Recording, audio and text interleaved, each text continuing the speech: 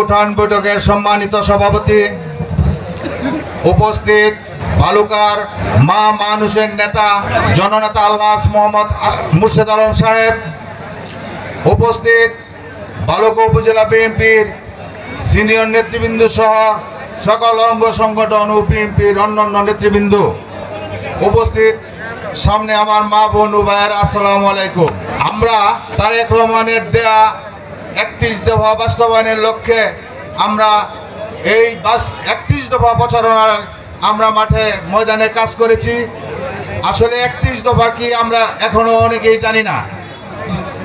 31 দফা হলো এক দুইটা কথা 31 দফার থেকে আমি বলতে পারি যে 31 দফা আমাদের প্রথম শর্তে যে 31 দফার মধ্যে আমাদের মহান নেতা তারেক রহমান দিয়েছেন, সেটা হলো পৃথিবীর কোন গণতন্ত্র রাষ্ট্রের সর্বপ্রথম মৌলিক অধিকার হলো তার ভোট। গণতন্ত্র রাষ্ট্রের ভোটের মাধ্যমে নেতা নির্বাচিত হবে এবং ভোটাররা তার ইচ্ছা মতো তার পছন্দ মতো তার নেতাকে ভোট দানে সেই নেতৃত্ব স্থানে পৌঁছিয়ে দিবে। বিগত ফ্যাসিস্ট সরকার 17 বৎসরে বালুকা ময়মনসিংহ বাংলাদেশের সকল পর্যায়ের ভোট সে বিনষ্ট করে দিয়েছে। আমাদের ভোটাররা কেন্দ্র গেলেও ভোট হয়ে যায়, না গেলেও ভোট হয়ে যায়। এই ভোট যাতে যা আমার ভোট আমি দিব, যাকে খুশি তাকে দিব, এই লক্ষ্যে আমার নেতা একটা নির্দেশনা দিয়েছে। 31 দফা ভালো করে পড়লে এই নির্দেশনাটা আপনারা দেখতে পারবেন। 31 দফার মধ্যে বলা আছে যে কোনো ব্যক্তি ভোট কেন্দ্রে যায় নিরাপদে তার ভোট দান করে সে নিরাপদে তার বাসায় ফিরে আসবে, সেই নিশ্চয়তা এই 31 দফার মধ্যে দেওয়া আছে। 31 দফার মধ্যে দেওয়া আছে বৈষম্য।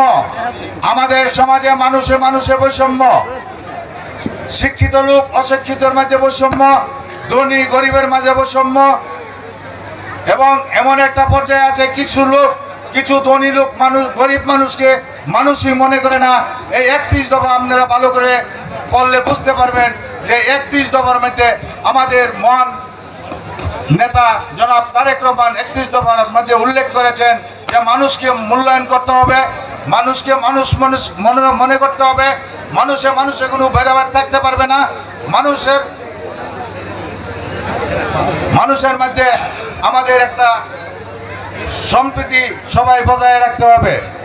এই জন্য 31 দফা উপলক্ষে আজকের এই উঠান বৈঠক এই 31 দফা বাস্তবায়ন করতে হলে আমাদের কি করতে হবে? আমাদেরকে রাষ্ট্র ক্ষমতায় আপনাদের ভোট দানের মাধ্যমে নিয়ে আসতে হবে। যদি আপনারা দানের শেষ প্রতীকে ভোট দেন এবং রাষ্ট্র ক্ষমতায় যদি আমাদের নেতা জনাব তারেক রহমান এই দেশের প্রধানমন্ত্রী হতে পারে, তাহলে সে 31 দফা বাস্তবায়ন করতে পারবে। এই তারেক রহমানের প্রতিনিধি হলে বালুকার আল্লাহ জনাব মুর্শেদ আলম সাহেব যখন ধানের শীষ নিয়ে আসবেন, মুর্শেদ আলম সাহেবকে ধানের শীষ প্রতীকে ভোট দিলে সেই ভোট বেগম খালেদা জিয়া তারেক রহমানের ভোট হবে। তাই মুর্শেদ আলম সাহেব বলেন বালুকার ধানের শীষের নমিনি এবং মনোনীত ব্যক্তি। আপনাদের কাছে আমি দাবি করব, আশা করব আপনারা ধানের শীষে ভোট দিয়ে তারেক রহমানকে প্রধানমন্ত্রী বানাবেন, মুর্শেদ আলম সাহেবকে এই এলাকা থেকে এমপি নির্বাচিত করে সংসদে পাঠাবেন।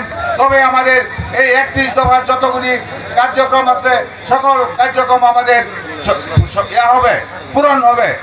সকলকে ধন্যবাদ জানিয়ে আমার কথা শেষ করে আমি বিদায় নিলাম। আসসালামু আলাইকুম।